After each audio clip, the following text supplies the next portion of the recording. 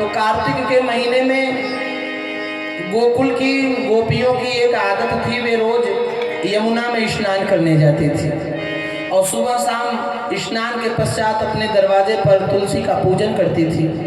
तुलसी पूजन करती थी, यमुना में दीपक जला के दीपक बहाती थी, दीपक प्रज्वलित करती थी। यह उनका रोज का काम था। पर स्नान तो करती थी वो, पर गलत तरीके से करती थी। भोर भोर में गोकुल की गोपियां, गोकुल की कन्याएं यमुना में स्नान करने जाती थी तो निर्वस्त्र होकर स्नान करती थी। धीरे धीरे यह बात गोकुल में चारों ओर फैल गई कि गोकुल की गोपियां यमुना में रोज भोर में निर्वस्त्र स्नान करती हैं। ये बात भगवान कृष्ण को पता चला। कृष्ण जी ने कहा ये तो गलत है।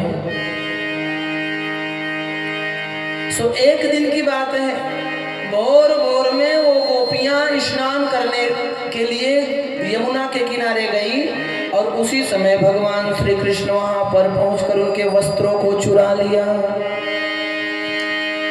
हेमंत प्रथमे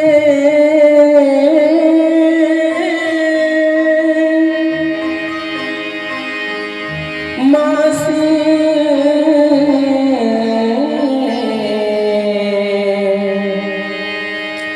नंद ब्रज कुमारिका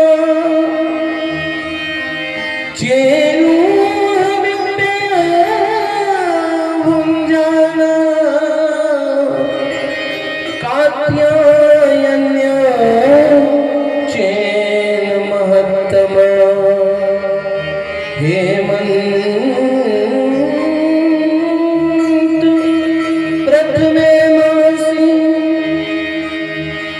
भगवान श्री कृष्ण यमुना के किनारे गए और उन गोपियों के वस्त्रों को चुराकर कदम्ब के वृक्ष पर बैठ गए और वहां पर बैठ कर वे उनको देखने लगे। तो धीरे धीरे उजाला होने लगा। जब इन गोपियों का स्नान हो गया तो ये सोचे कि अब हमें अपने घर चलना चाहिए। बड़ा ध्यान से समझना, यह श्रीमद् भागवत कथा का बड़ा सुंदर प्रसंग है। इस प्रसंग को लेकर लोग उंगली भी उठाते हैं। बहुत ध्यान से सुनना, यह प्रसंग क्यों है। अब आजकल की माताओं के लिए तो इस प्रसंग से बड़ा सीख है, आजकल की बहनों के लिए यह प्रसंग बड़ा ही शिक्षाप्रद है। उन गोपियों का जब स्नान हो गया तो वे बाहर निकली अपना वस्त्र लेने के लिए, लेकिन एक गोपी की दृष्टि पड़ी तो वस्त्र ही नहीं है। वो बोली अरे हमारे वस्त्र कहाँ गए। अब वो ढूंढने लगी पर वस्त्र कहीं नजर नहीं आया। तब तक एक गोपी की नजर पड़ी कि कृष्ण जी वस्त्र को लेके कदम्ब के वृक्ष पर बैठे हैं। तो गोपियों ने कहा श्याम सुंदर ते दास्य करवा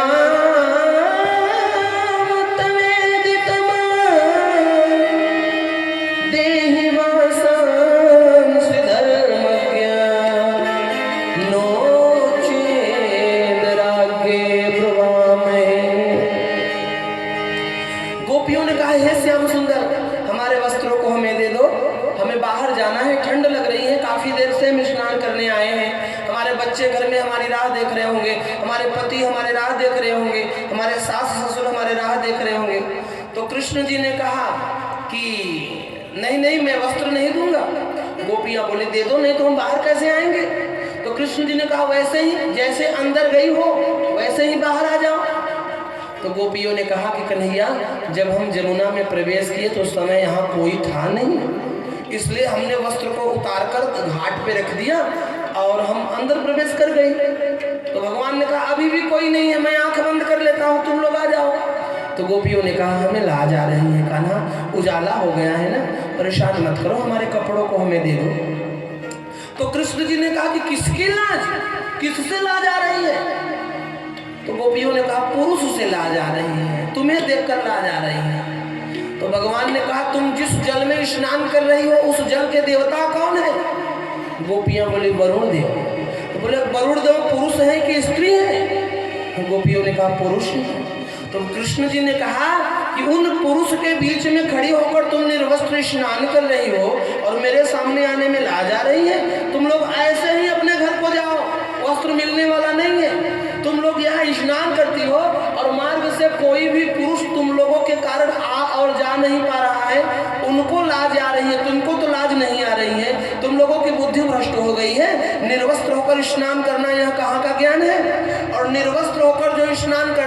उसके जीवन में जल की कमी होती है। निर्वस्त्र होकर स्नान करने से वरुण देव श्राप दे देते हैं। इसीलिए माताओं, निर्वस्त्र होकर स्नान नहीं करना चाहिए। आजकल बहुधा देखा जाता है कि माताएं निर्वस्त्र होकर स्नान करती हैं। निर्वस्त्र होकर स्नान अपने घर के ही अंदर क्यों ना रहो, निर्वस्त्र होकर स्नान करने से जल के देवता का अपमान होता है, जल की कमी होती है, जल की वृद्धि जीवन में हो नहीं पाती फिर महाराज। इसीलिए भगवान ने उनको समझाया कि आज के बाद तुम लोग कान पकड़ो कि कभी भी निर्वस्त्र स्नान नहीं करोगी। सो गोपियां बोली कि महाराज हम तो भोर भोर में इसलिए स्नान करते हैं कि आपको पति के रूप में पाना चाहते हैं, आप ही के लिए हम यहाँ भोर भोर में स्नान कर रहे हैं। तो कृष्ण जी ने कहा कि मैं तुम्हें पति के रूप में मिलूंगा शरद पूर्णिमा की रात्रि को, लेकिन आज से तुम लोग शपथ लो और कान पकड़ो कि आज के बाद निर्वस्त्र कभी नहीं रहोगी। सो गोपियों ने कान पकड़ा और बोली महाराज आज के बाद हम निर्वस्त्र कभी नहीं रहेंगे।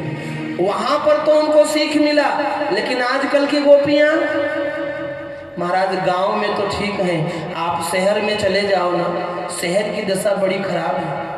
आप अपनी बेटियों को नहीं देख पाओगे, ऐसे ऐसे कपड़े पहनती हैं, ये पैंट फटा हुआ। पहले हमारे जमाने में कोई फटा हुआ कपड़ा पहनता था तो लोग कहते थे कि भिखारी है। आज फटे फटे कपड़े लोग पहनकर घूम रहे हैं तो लोग कह रहे हैं भैया ये फैशन है। हाँ, आप पहने तो फैशन और कोई फाड़ दे तो पुलिस स्टेशन। वाह रे वाह। आजकल एक माताओं को, हमारी बहनों को कपड़ा दिया जाता है, यहाँ कटा रहता है। हमने एक दर्जी से पूछा कि भैया ये कौन सा कट है, तो दर्जी बोला गुरुजी ये इंजेक्शन कट है।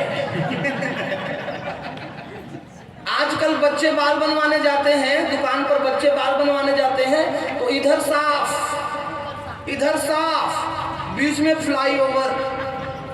हमने एक नाई से पूछा हम कि भैया ये कौन सा कट है, तो नाई बोला गुरुजी ये मुर्गा कट है, कोमड़ी कट है। हम कहे अच्छे भले घर के बच्चों को मुर्गा क्यों बना रहे हो?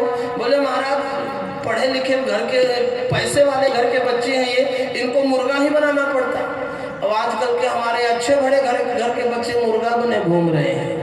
अपनी संस्कृति को उस दिन भी मैंने कहा था, आज फिर कह रहा हूँ, उनका यहाँ से लेकर यहाँ तक सब ढका है, आंख बंद खुला है, और हमारा आंख बंद है, बाकी सब खुला है। आज हम अपने अंग का प्रदर्शन कर रहे हैं।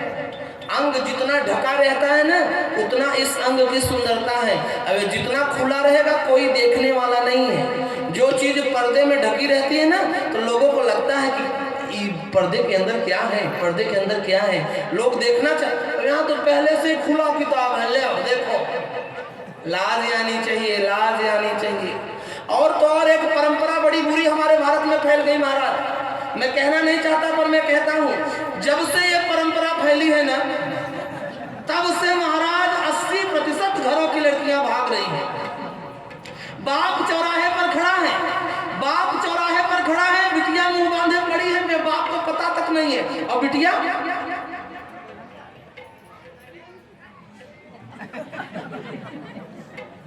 लाज आना चाहिए उन बेटियों को जो बाप मजदूरी करके मेहनत करके उनको तन ढकने का कपड़े देता है, जो बाप बिना खाए खाली पेट रहकर अपनी बेटियों को शिक्षा देने के लिए अमरावती भेज रहा है, नागपुर भेज रहा है, विश्वास करके भेज रहा है। अब तुम्हें शर्म नहीं आती ऐसे बाप के मर्यादा के साथ खेलते हुए? और कहते क्या हो,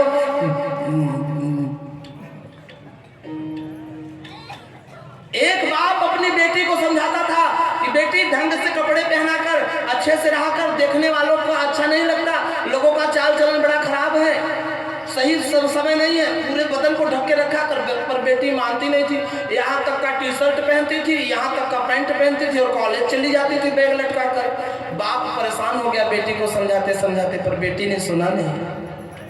एक दिन बाप 70,000 का एप्पल फोन लाया और बेटी को गिफ्ट कर दिया। तो बेटी एप्पल फोन लेकर अमरावती कॉलेज गई, और जब शाम को आई तो बिटिया ने 50 रुपए का कवर पीछे से लगवा दिया और 50 रुपए का ग्लास ऊपर से लगवा के मोबाइल को चारों तरफ से ढक दिया, कवर कर दिया। तो बाप ने कहा अरे ये क्या किया, इतना अच्छा 70,000 का मोबाइल चारों तरफ से ढक क्यों दिया, कवर क्यों कर दिया? इसको चारों तरफ से ये बंद क्यों कर दिया? तो बेटी बोली कि पापा ऐसा करने से इसकी सुरक्षा बढ़ गई है, ये आगे ग्लास लगाने से अब इस पर कोई भी कैसे भी खरोचेगा तो इस पर दाग नहीं लगेगा, और कवर लगा देने से अगर गिरेगा तो टूटेगा फूटेगा नहीं, इसकी सुरक्षा बढ़ गई है। तो बाप ने कहा बेटी ये निर्जीव मोबाइल के ऊपर 100 रुपए का कवर लगा देने से, ढक देने से इसकी सुरक्षा बढ़ गई, कोई कितना भी दाग खरोचे तो खरोच नहीं, दाग नहीं लगेगा। तो तेरा यह अनमोल शरीर है, तेरा यह कीमती शरीर है, ये भी अगर चारों तरफ से ढका रहेगा तो इसकी भी सुरक्षा बनी रहेगी। तो बेटी की समझ में आ गया और उसी दिन तुरंत अंदर जाकर बिटिया ने अपने वस्त्र बदल लिए। ये चीर आज देखो ज्यादातर बलात्कार हिंदुओं के ही घर में है। वहां सुना कि कभी किसी फलाना का ये हो गया, किसी ढकाना का ऐसा हो गया? नहीं, क्योंकि जितना अंग प्रदर्शन अपने यहाँ है उतना अंग प्रदर्शन उनके यहाँ नहीं है। अंग प्रदर्शन करने के लिए नहीं है, ये ढकने के लिए है। 3 चीजों में पर्दा होना अति आवश्यक है, स्नान, भोजन और स्त्री। ये जितना पर्दे में रहेंगी उतना इनके लिए लाभदायक है। अगर आपने पर्दे को छोड़ा तो समझ लेना आपके जीवन में समस्या आने वाली है। प्रत्येक कन्या के जीवन में 4 बंधन है, प्रत्येक कन्या के जीवन में 4 बंधन है। बाप का बंधन, भाई का बंधन, पति का बंधन और बेटे का बंधन। यह 4 बंधन प्रत्येक बेटियों को है। जब तक वह बेटी रहती है तब तक बाप का बंधन होता है, पढ़ने लगती है तो भाई का बंधन होना चाहिए, भाई का डर रहता है। विवाह हो जाता है तो पति का बंधन होता है, बूढ़ी हो जाती है तो बेटे के आश्रित हो जाती है, बेटे का बंधन होता है। और अगर हम समझे कि ये बंधन है तो समझ लो हमारी मूर्खता है। ये 4 बंधन हमें भगवान ने इसलिए दिया है ताकि हमारी सुरक्षा बनी रहे, कोई हम पर उंगली ना उठावे। सीता जी के सामने लक्ष्मण जी ने एक रेखा खींच दिया और कहा भाभी जी कोई भी परिस्थिति आ जाए इस रेखा के बाहर मत जाना। सीता जी ने कहा ठीक है, नहीं जाऊंगी। और जब तक सीता जी नहीं गई तब तक सीता जी सुरक्षित थी, और जैसे ही सीता जी ने मर्यादा की रेखा को लांघ दिया उसी समय सीता जी फंसी कि नहीं फंसी? बोलो। तो हमें भी मर्यादा रेखा नहीं लगना चाहिए माता, हम अमोल हीरा हैं। एक 9 साल की कन्या बोली महाराज आप जब देखो तब बेटियों क्यों बोलते हो, बेटों को क्यों नहीं कहते हो? इनको भी तो कुछ बताओ। आप कहते हो बेटियों को कि 5 बजे घर में आ जाए, बेटे 12 बजे तक घूमे रात भर, तो कोई लेना देना नहीं। हम कहे बिटिया उनके चक्कर में ना पड़ो, लेकिन तुम्हारा देखभाल करना हमारा कर्तव्य है। बोली कैसे? मैंने कहा कि कोई किराने की दुकान आप लोगों ने देखा है? किराने की दुकान पर नमक की बोरियां पड़ी रहती है एकदम दुकान के बाहर, है ना? नमक की बोरियां दुकान के बाहर पड़ी रहती है, लेकिन इलायची अंदर रहती है और डब्बे में रहती है और सजा के रखा जाता है। क्यों? क्योंकि वो कोई कीमती है। और नमक की बोरी सड़े गले कोई लेना देना नहीं है। महात्मा जी ने कहा कि ये लड़के नमक के बोरी की तरह हैं, सड़े गले कोई लेना देना नहीं, लेकिन तुम कीमती हो, तुम हीरा हो। और हीरे में अगर जरा सी खरोंच आ गई ना तो फिर हीरा खराब हो गया, फिर जिंदगी भर हम किसी को मुंह नहीं दिखा सकते। इसलिए मेरी माताओं, मेरी बहनों, मर्यादा रेखा को मत लांघो। मर्यादा रेखा के अंदर रहोगे तो आपका सम्मान बना रहेगा। तुमने रामचरितमानस में कथा सुनी थी, सुपनखा का नाक कान कटा। क्यों कटा? क्योंकि सुपनखा एक जगह स्थिर नहीं हुई। सुपनखा पंचवटी में पहुंचे, वहां उसने 2 लोगों को देखा, एक तरफ राम को देखा और एक तरफ लक्ष्मण को देखा। तो राम के पास गई, बोली वाह वाह वाह वाह, तुम्हें तो खूप चांगला आहे, माझ्यासाठी तुम्ही बनले आहे। राम जी म्हटले की माझा लग्न झाला हो, तुम्ही तिकडून जा, तिकडून माझा लहान भाऊ बसले आहे। तो सुपनखा इतकी चालबाज होती ते तुरंत लक्ष्मणकडे गेली। अरे वा वा वा, तुम्ही तर अजून छान आहे, त्यांच्यापेक्षा तुम्ही जास्त बरे आहे, माझ्यासाठी तुम्ही बनले आहे। लक्ष्मणजी म्हटले आम्हालाही लग्न झाले आहे, तुम्ही तिकडून जा। सुपनखा पुन्हा पलटी मारली, आली रामकडे, नहीं नहीं तुम्ही आमच्यासाठी बरोबर आहे, बरोबर आहे। राम जी ने लक्ष्मण से कहा भैया ये बड़ी 420 औरत दिख रही है, ये कभी इधर घूमती है तो कभी इधर घूमती है, नाक कान कटवाएगी अपना कटे, इससे पहले इसी का काट दो। तो लक्ष्मण जी ने बड़ी चतुराई से सुपनखा का नाक और कान काट दिया। और सुपनखा की कथा हमें शिक्षा देती है कि जो महिला, जो नारी, जो बहन